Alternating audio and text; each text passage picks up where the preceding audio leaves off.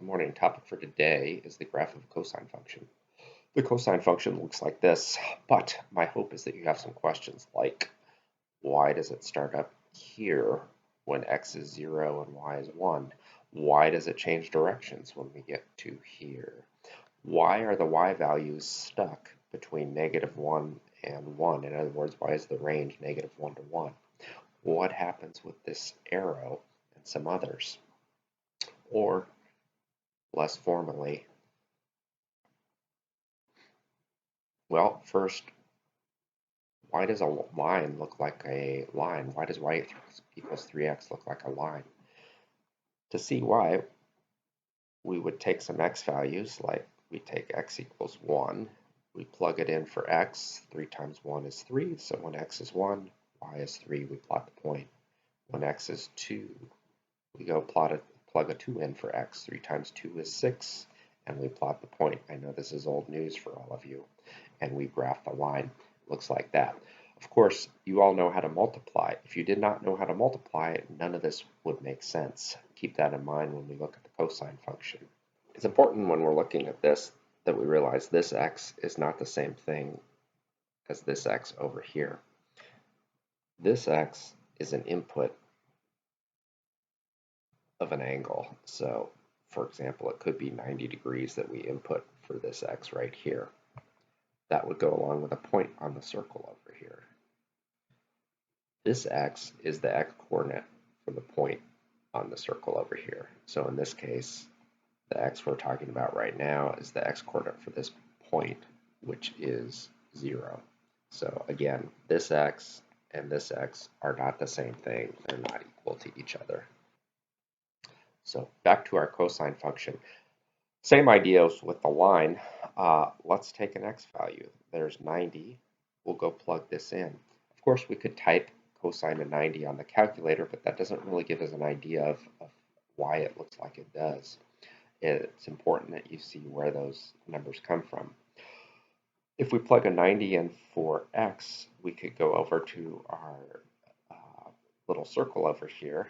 There's the point for 90 degrees. Cosine ratio is the x-coordinate of that point divided by the radius.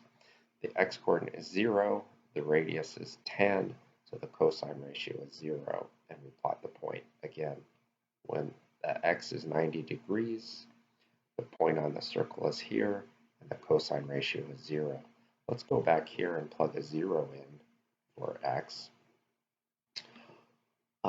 When x is 0, it means we're looking at this point right here that goes with 0 degrees. And the cosine ratio is the x-coordinate of that point, which is 10, divided by the radius of that point, which is 10. So the cosine ratio would be 1. So with this input of x, we're thinking of that as an angle, and we go over here to our circle and look up that angle, and then we get the cosine ratio. When we get to 180, if we plug 180 in for x, that means we're thinking of 180 degrees, so we go over to our circle, plot the point for 180 degrees, and we get the cosine ratio. The cosine ratio for this point would be the x-coordinate, which is -10, divided by the radius, which is 10, which gets us a -1. And we're here. You might think that this looks like a line. It does not. If you pick another couple of points, let's go over here and pick something like 10 degrees for x. So if we're over here at 10 degrees, there's the point that goes with 10 degrees. I think you can see the cosine ratio is still, that x-coordinate is pretty darn close to 10. It's like 9.9 or something. And the radius is 1.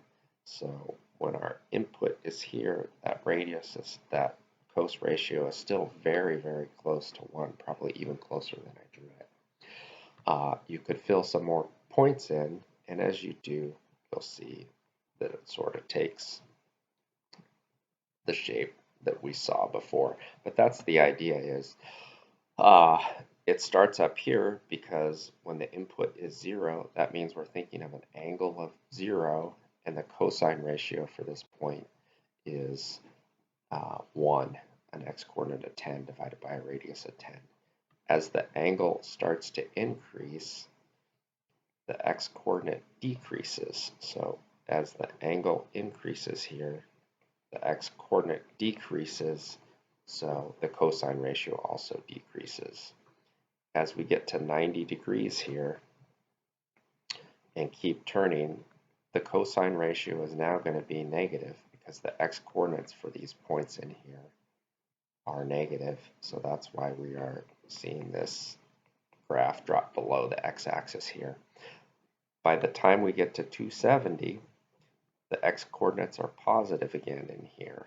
So once we get to 270 here, the cosine ratio becomes positive again, and the graph looks like this. The arrow, once we get to 360, we would just start to go around the circle again. So we're going to get another wave if we keep going. It'll look just like the first wave. Just like with the sine function, you should memorize the basic shape of the cosine function.